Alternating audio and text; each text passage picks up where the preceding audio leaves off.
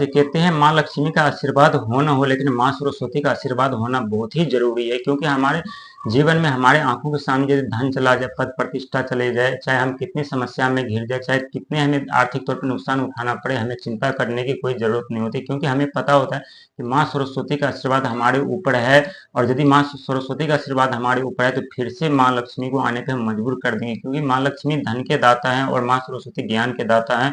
यदि हम अपने जीवन में माँ सरस्वती का ज्ञान लेकर के आगे बढ़े, अपनी सोच से आगे बढ़े, अपनी सोच को हमेशा सकारात्मक रखे, पॉजिटिव रखे, तो जरूर माँ लक्ष्मी का आशीर्वाद हमें प्रदान होते हैं। जरूर हमारे जीवन में सुख सुविधा फिर से आते हैं। क्योंकि अ, माँ सरस्वती को राहु देव महाराज का आराध्य देवी कहा जाता है। क्योंकि राहु के पास अथाह आइडिया का भंडार है और माँ सरस्वती के पास अथाह ज्ञान का भंडार, वो ज्ञान के देवी, ज्ञान के दाता है।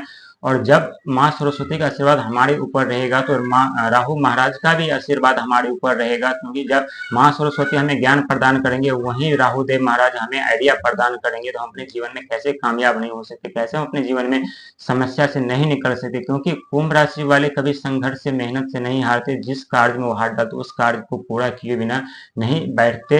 ये बात तो सच है। लेकिन इसके साथ साथ वो अच्छे दिल, अच्छे स्वभाव, हर किसी का मदद करने वाले व्यक्ति भी होते हैं। जो भी व्यक्ति इनके पास जाता है वो खाली हाथ लौट करके नहीं आता है, चाहे जैसे भी उस व्यक्ति का मदद जरूर करता है। लेकिन जब इस व्यक्ति, कुंभ राशि वाले व्यक्ति का जब समय खराब होता है, जब उनके जीवन में समस्याओं का आगमन होता है, जब उनकी आर्थिक स्थिति खराब हो जाती है, जब उनके बिजनेस व्यापार बंद हो जाते हैं, तो एक एक करके सब उनके जितने दोस्त यार होते हैं, जो अगल बगल के होते हैं, वो सब उनका साथ छोड़ देते हैं। क्योंकि कुंभ राशि वाले कब, कैसे, किस परिस्थिति में वो ऊंचाइयों की सीढ़ी पे चले जाते हैं वो खुद नहीं पता होता। क्योंकि उनके राशि के स्वामी शनिदेव है, वो कर्म के फलदाता हैं। और कर्म से में कभी कुंभ राशि वाले पीछा नहीं हटते। यही कारण है कि कुंभ राशि वाले बहुत तेजी के साथ आगे बढ़ जाते हैं, कभी तो कभी बहुत तेजी के साथ वो नीचे गिर जाते हैं। लेकिन जब आपके ऊपर शनि के 7.5 आरंभ हुआ तो पहला चरण आपके हिसाब से हो रहा था, आप कामयाबी की सीढ़ी पे चल रहे थे, दिनों दिन आप ऊंचाइयों पे जा रहे थे। लेकिन जैसे शनि की 7.5 का दूसरा चरण आरंभ हुआ, वैसे आपके जीवन में दुखों का पहाड़ टूट गया। एक तरफ घर में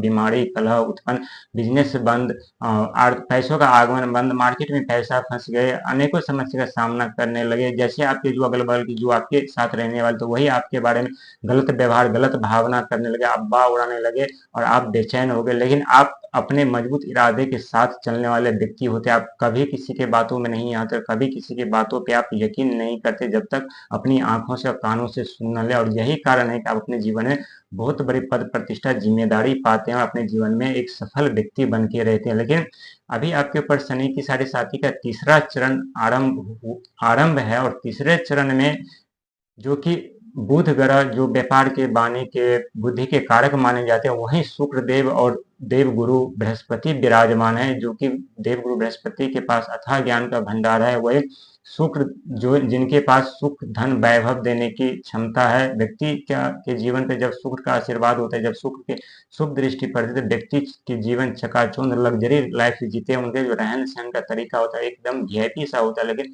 जब शुक्र की अशुभ दृष्टि पड़ती है व्यक्ति पे, तो उनका रहन सहन बिल्कुल एक भिखारी के जैसा हो जाता है। और ठीक आपके साथ ऐसे ही शनि के 7.5 में देखने को मिला है और ये 100% सच भी है। लेकिन चिंता करने की जरूरत नहीं है। शनिदेव महाराज कर्म के फलदाता है और कर्म के हिसाब से फल देते हैं। वही राहुदेव महाराज आपके ऊपर कृपा बनाए रखे हुए हैं और कृपा बना करके रखेंगे। क्योंकि राहु महाराज आपको ऐसे ऐसे आइडिया प्रदान करने वाले हैं, जिस आइडिया के द्वारा आप अपने जीवन में एक सक्सेसफुल आदमी बनेंगे, एक बिजनेसमैन बनेंगे, एक टीचर भी बन सकते हैं, एक एस्ट्रोलॉजर भी बन सकते हैं, एक साइंटिस्ट भी बन सकते हैं। क्योंकि राहुदेव का यही काम है, व्यक्ति को रंग से राजा बनाना और राजा से रंग बनाना। कभी किसी व्यक्ति को अचानक से पद प्रतिष्ठा, जिम्मेदारी दे देते हैं